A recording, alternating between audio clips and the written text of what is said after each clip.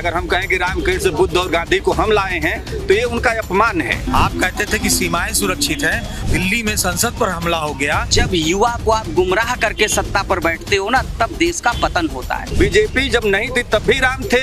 मोदी जी देश को गिराने में, युवा को बर्बाद करने में अपनी महत्वपूर्ण भूमिका अदा कर रहे हैं। भारत की जनता इस समय जुमलों पे चल रही है। उनको मोदी की पार्टी के लोग कहिए जो मीडिया की शकल में घूम रहे हैं, मीडिया मत कहिए उनको।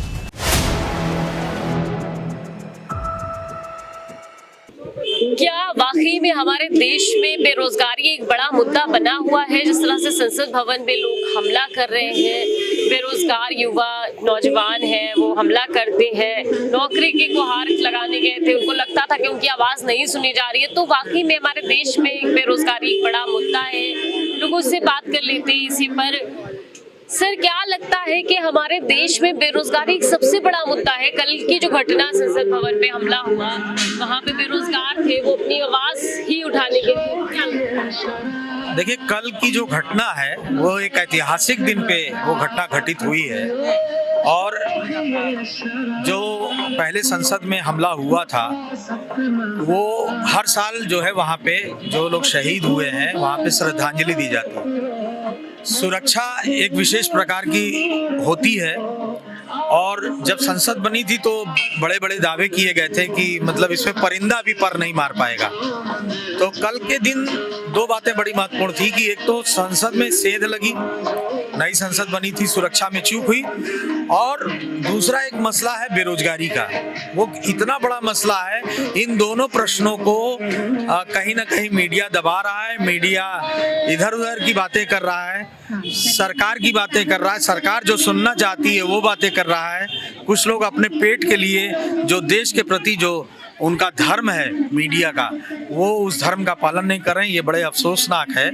बेरोजगारी एक अहम मुद्दा है और संसद की सुरक्षा में चूक हुई ये दूसरा मुद्दा है। इस पे गौर करने वाली बात है कि सीमाएं सुरक्षित हैं, दिल्ली में संसद पर हमला हो गया, बेशक वो हमारे देश के नौजवानों ने किया, लेकिन सुरक्षा में चूक तो हुई। और चूंकि वो देश के नौजवान हैं और उनकी अपनी एक पीड़ा है, तो मैं ये निवेदन करूंगा कि उन नौजवानों की पीड़ा को समझा जाए। संसद में जो चूक हुई है उनके खिलाफ कार्रवाई होनी चाहिए, नौजवानों की पीड़ा समझा जाए, उस दिशा में सरकार क्या काम कर सकती है।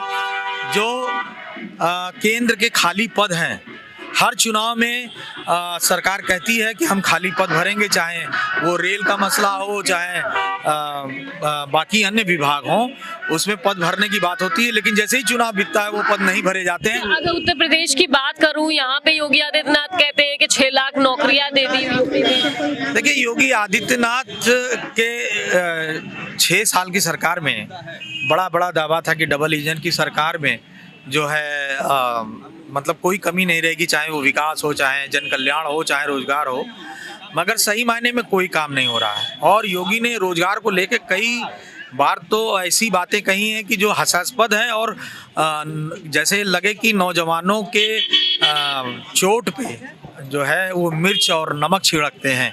एक बार उन्होंने कहा था कि उत्तर प्रदेश में इतने रोजगार हैं कि यहाँ पे योग्य नौजवान नहीं है। उस कार्यक्रम में मैं था, वो कार्यक्रम ताज होटल में हुआ था, मीडिया का ही कार्यक्रम था।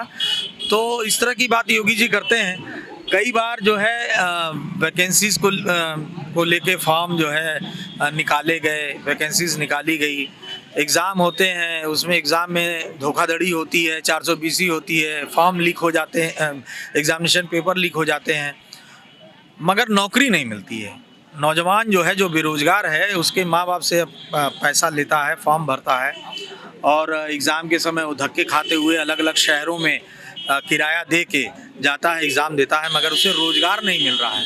और बिना रोज़गार के अगर योगी जी समझते हैं या मोदी जी समझते हैं कि ये समाज जो है वो सुरक्षित रहेगा, ये देश सुरक्षित रहेगा, समाज में अपराध नहीं बढ़ेंगे, तो ये मुझे लगता है कि ये गलत होगा। उन्हें इस बात को समझना चाहिए। 2024 से पहले अब वो मंदिर दे देंगे, क्या लगता है कि लोग अब उसमें आ जाएंगे, मंदिर में आ जाएंगे? देखिए, ये तो साफ दिखता है कि जो मुद्दे हैं, जब चुनाव आता है तो जो सरकार में बैठी है भाजपा, उसको जो हिसाब देना चाहिए उस पर बात नहीं करती है। उसकी पूरी कोशिश रहती है कि चुनाव जो है वो मंदिर मस्जिद पे हो और राष्ट्रवाद के नाम पे हो, राष्ट्रवाद के नाम पे वोट डाल दें।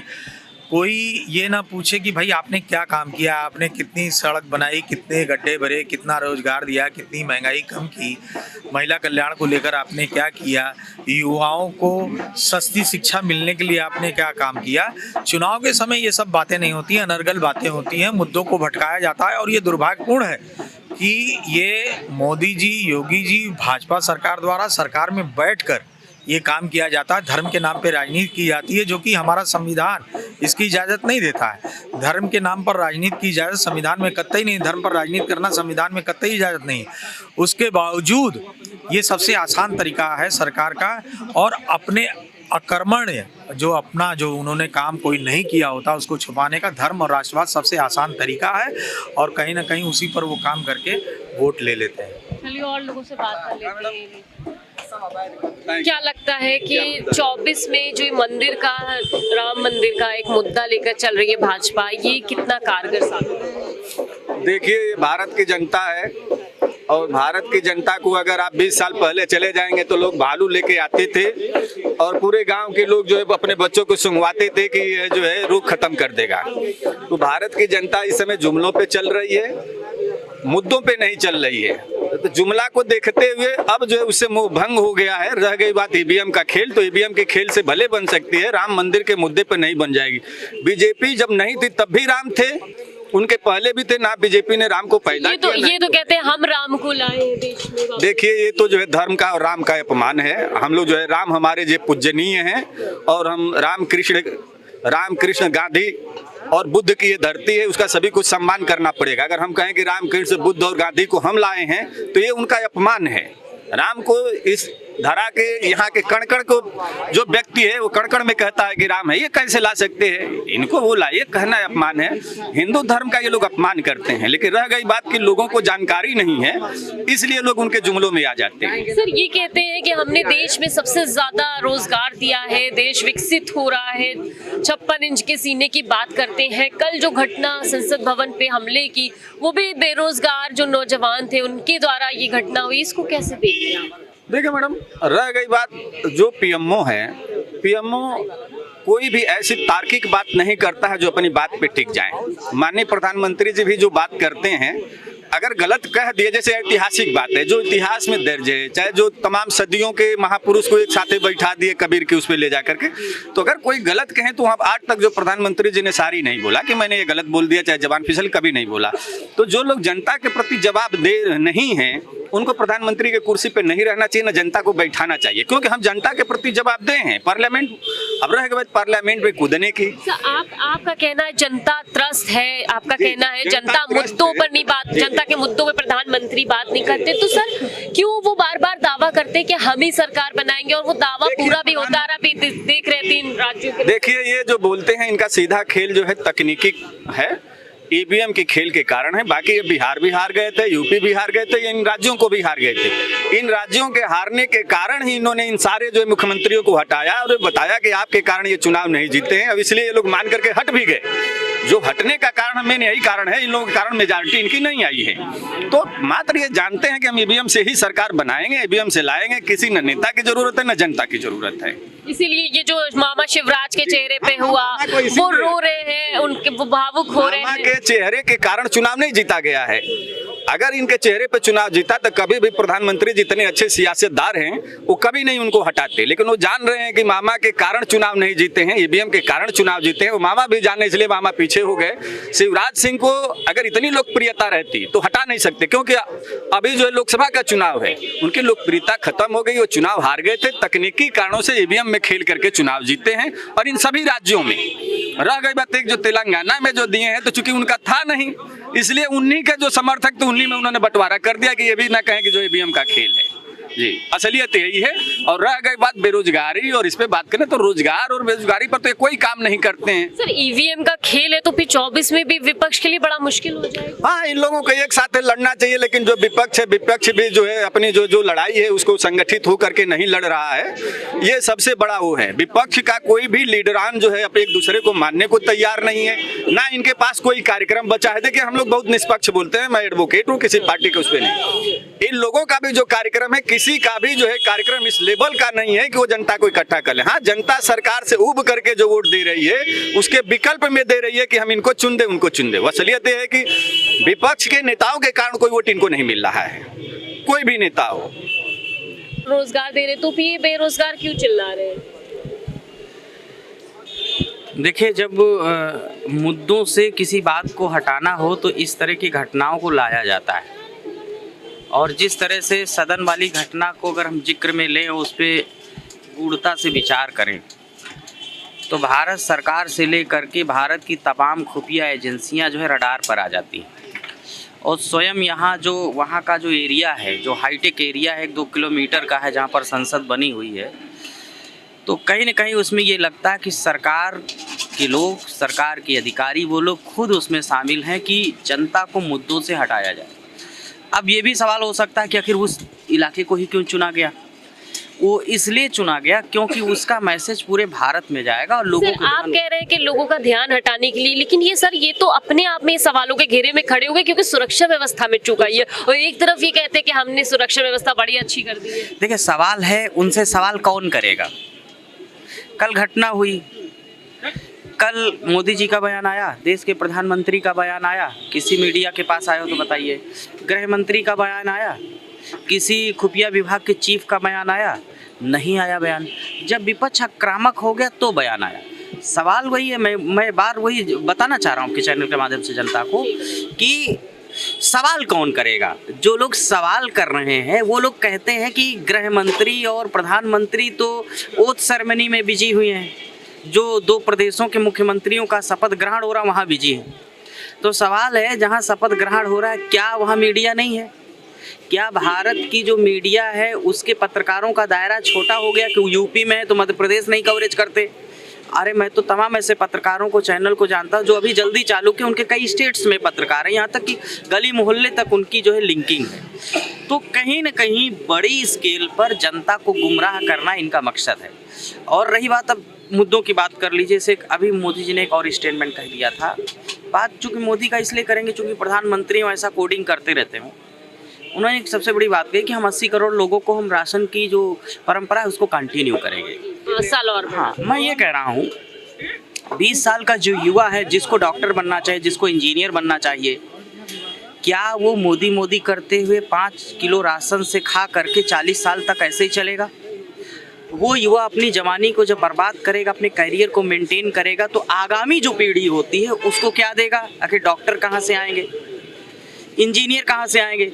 इधर बताते हैं हम आत्मनिर्भर हैं। अगर आप आत्मनिर्भर की बात कर लीजिए, अगर टेक्नोलॉजी की बात कर लीजिए, किसी सेक्टर में बात कर लीजिए, यहाँ तक ये जो बल्ब जल रहा है वो भी हम चाइना पे निर्भर हैं। लखनऊ में ये जो लाइट जल रही है इसको भी हम चाइना पे निर्भर हैं। ये तो कहते हैं हमने डंका बजवा दिया है भारत देश का। डंका नहीं है, कोई डंका नहीं। डंका है तो फिर आप देश में क्यों नहीं बना रहे हो? क्यों नहीं बना रहे हो देश में? और डंका बज रहा है तो फिर 5 किलो राशन क्यों दे रहे हो? जिनका डंका बजता है वहाँ की प्रतिनिधि व्यक्ति आए देख लीजिए, जहाँ की डंका बजता है वहाँ के युवाओं का भविष्य देख लीजिए और भारत का भविष्य देख लीजिए। मैं तो कह रहा हूँ ना, आज तो इंटरनेट का ज़माना है, भारत का डंका बज रहा है, मान लिया अमेरिका फेल है तो अमेरिका को आप नेट से देख लीजिए, वहाँ कितना व्यवस्थित एरिया है, वहाँ के लोग कैसे किस तरह से रहते हैं, क्या टेक्नोलॉजी वहाँ पर। चीन को देख लीजिए, यहाँ पर सैटेलाइट में सब दिख जाता है। आजकल तो ऐसी व्यवस्था गूगल ने कर दिया है कि आप गलियों पे वॉकिंग कर सकते हैं, गलियों में वॉल करके देख सकते हैं वहाँ की बिल्डिंगें कैसी, वहाँ का कंस्ट्रक्शन कैसा है, सच्चाई खुल जाएगी। लेकिन लोग इसके पहले वहाँ पहुँचे, इनके दिमाग में एक नया सी गुफा आ जाता है, लोग उसको सर्च करते रखते हैं। आज मैं बता रहा हूँ, भारतवर्ष में इस समय जितने भी लोग मोबाइल यूज कर रहे हो तो केवल वो ये चीज़ सोच रहे होंगे, सदन में जो हमला हुआ कौन लोग पकड़ा गया, सदन में हमला हुआ तो उनको कौन सी सज़ा दी जा रही है, सदन में हमला हुआ है तो क्या चल रहा है। वो ये भविष्य तय ही नहीं कर पा रहा है कि ठीक है मोदी जी हैं, ठीक है, अच्छी बात है, प्रधानमंत्री हो, कुर्सी बैठोगे तो काम करोगी, भाग के कहाँ जाओगे?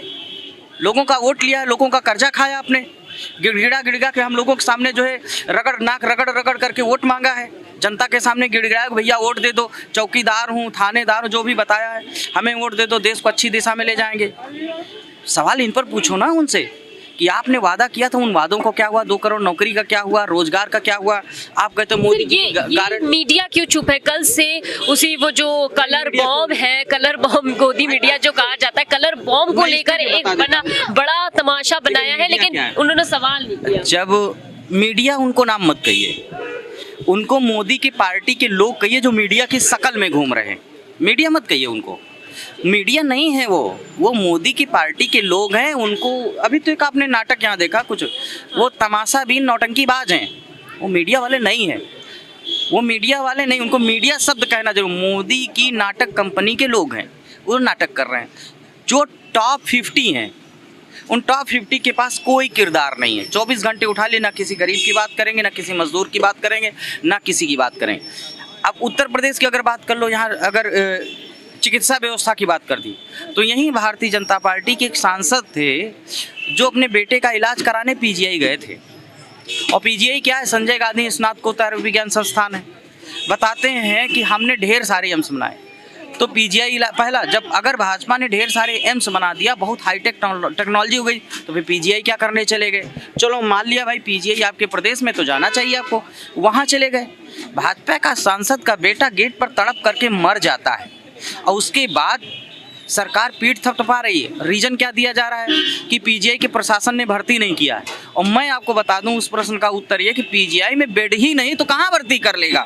जबकि ये दावा करते कि हमारे राज्य में सबसे अच्छी सुरक्षा व्यवस्था है, सबसे अच्छी जो है स्वास्थ्य व्यवस्था है। इनके दावे, एक न एक दिन विदेशी आक्रांता कोई न कोई आएगा और देश पे कब्जा कर लेगा, तब भी ये लोग हाथ में ताली बजाते रहेंगे। सवाल यही है, जब विश्व गुरु थी तो हारे क्यों? विदेशियों से क्यों हार गए? जब हम खोखली राजनीति में चलते हैं, जब देश का युवा खोखला बन रहा है, तो विदेशियों के आक्रमण की आशंका से इनकार नहीं कर सकते। वो सीधे समय बता दूं, आप देश के लेवल पर ना सोचिए, अपने परिवार के लेवल पर सोचिए। अगर एक पिता के 4 लड़के हैं और चारों लड़के निकम्मे हैं, केवल खाना खाते घर में पड़े रहते हैं, तो बाप भी कहता है अरे भैया कुछ काम धाम कर, ऐसे पड़ा रहेगा क्या? मुफ्त की रोटी तोड़ता रहेगा क्या? घर में माँ कहती रहती अपने बेटे से, अरे बेटा पढ़ ले, टीवी देखता रहेगा क्या? मुफ्त का खाता रहेगा क्या? इतनी फीस जा रही, इतना पैसा जा रही, सभी के घर में ये सब चलता है। सवाल है, जब भ्रम दिमाग, जब घर का मुखिया ही चाहता मेरा बेटा नालायक बने, तो सवाल कौन करेगा? सर अब ये सीधा सा प्रश्न है। घर का मैं उदाहरण दे रहा हूँ। हर माँ को मैंने कहते हुए देखा, बेटा हम फीस जमा करते हैं, तू पढ़ ले। बाप कहता है इतनी मेहनत करके जा रहा है, तू पढ़ ले, फीस जमा करें। बाप बोलता है, अपने बच्चे से बोलता है।